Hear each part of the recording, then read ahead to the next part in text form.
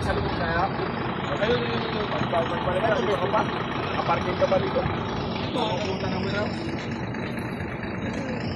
Kahit ka na kayo pabalik, kalaw ka.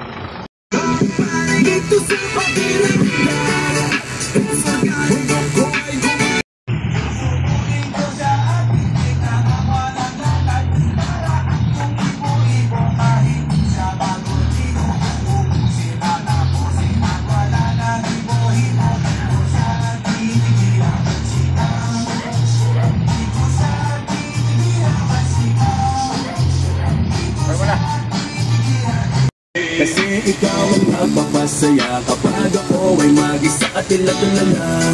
Lagi nag-aalala, ginising mo ang diwa ko't kamalayan. Pinuno mo ng ngiti, aking tenga binusog. Kapag nakamiti, nasaktan mo ang tugtog. Hanggang sumabog sa tunog, baka shoutout sa kanila, mga Palaway niya yan. Sila yung mga literal na citizen ng Palawan.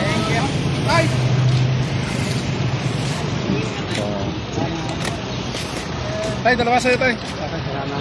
Sure. Kaya ko, kuya, dalawa, kuya. Oo, sure. Yeah. Oo, sige. Salamat. Tay, kaya tay. So, yan. Obos na yung aming tubig. Dito na kami sa shoutout. Sinimula na ni Ray ang distributing. So, ayan, shoutout kila kuya. Water is life. Ayan.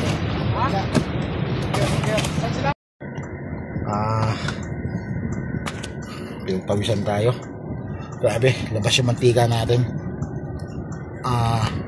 May baba na namin yung boxes na iba. So, si Pastor Ray may plano pa siyang bibigyan. So, that's it. One of our mission here in Palawan. Alright. Thank you so much for the time and for the opportunity na makapasok ng orphanage at may bigay yung mga kailangan nila. Neng, thank you. Thank you so much. So, yun na. Let's go. Alright.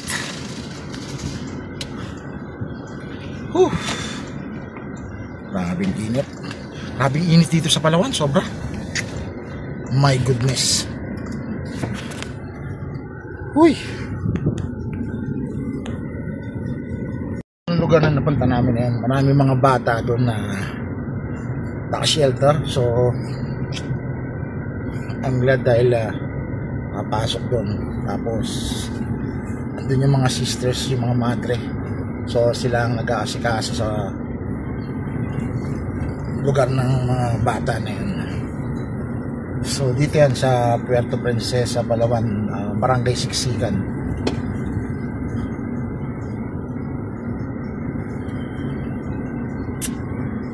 Nakaka-proud lang kasi imagine mo, step na dadali namin ng warehouse yun. Actually, binigay yun sa amin ng ng mga sundalong Amerikano for the courtesy of the US Marine Troops.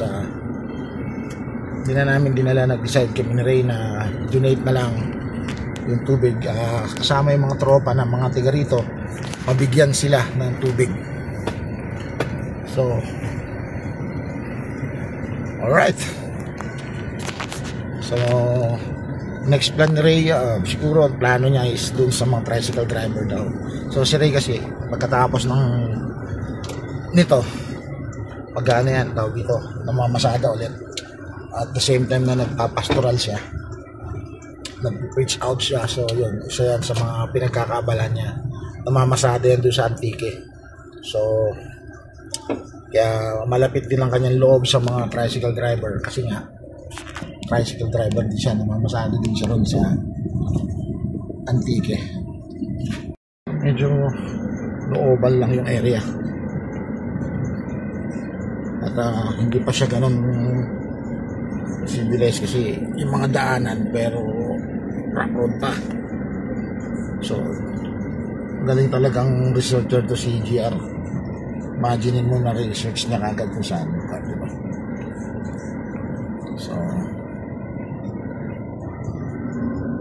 bahay ni nanay. Right. So, sana magbukas. Pupunta. So, malapit na tayo. So, Pastor Ray. Yeah. This is it. So, here we go. Gun mission. So, lahat po yan, dinonate natin in the courtesy of the US Marine Corps. So, nakapagdala na rin kami sa barracks namin para sa panggamit ng tropa. We are now here in the Palawan. So, drop off the water from the courtesy of the US Marine Corps. And also, we're gonna represent our company, Epic Transport Logistics, with Pastor Ray. What is your name, sir? Mr. Key. All right. Mr. Kit. Yeah, let's go. Go. Dito na kami sa orphanage together with Jer. Nice, Jer. Yeah. So, dalawang pick up po yan. Ayun yung isa pa sa labas. Thank you, sister, for accommodating sa amin. So, dito, Compassion Sister, Servant of Mary. So, luwag ng space nila. Saan yung banda nilagay? Bro, saan yung banda nilagay? Ah, okay. So, hello. Ang ganda naman ng space nyo, sister. So, thank you po sa right. So, ayun. Dito na namin nilagay yung kanilang water supply. So, thank you po again, sister. Thank you po. God bless po. Here we go. Ito yung isang malupit na aming partner. Tiga rito to eh. And sister. So, hello, doggy. Good morning po, sister. Yeah.